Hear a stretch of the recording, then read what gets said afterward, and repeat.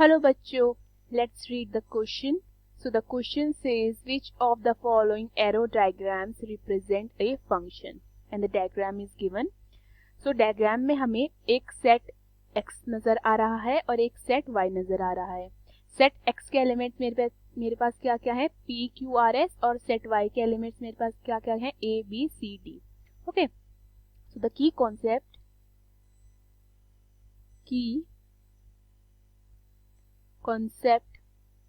of this question is the definition of a function, जो कि क्या कहती है function is a special type of a relation in which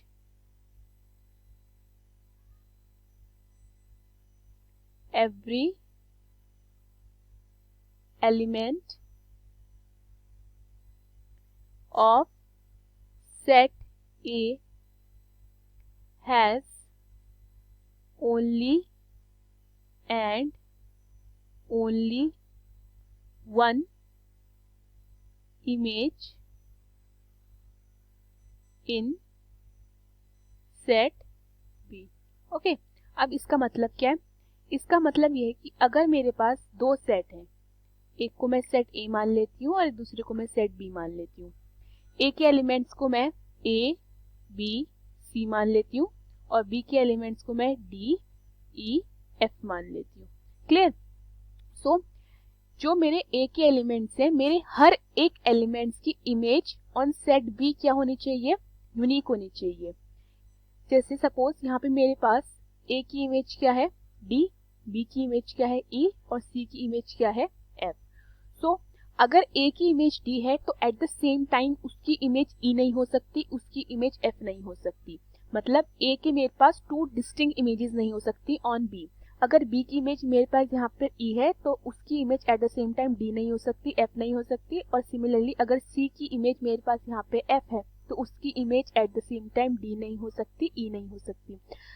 set A की हर एक एलिमेंट की इमेज ऑन सेट B क्या होनी चाहिए? वन एंड यूनिक होनी चाहिए. क्लियर? टू डिस्टिंक्ट इमेजेस उसकी नहीं होनी चाहिए. तो अगर ऐसा होता है तो ये हमारा फंक्शन कहलाता है. सो डायग्राम में मुझे सेट x के elements p q r s, जो p का जो इमेज मुझे ऑन सेट y दिख रहा है वो क्या है? a. एंड q का इमेज मुझे ऑन सेट y दिख रहा है c. r का इमेज मुझे ऑन सेट y दिख रहा है a.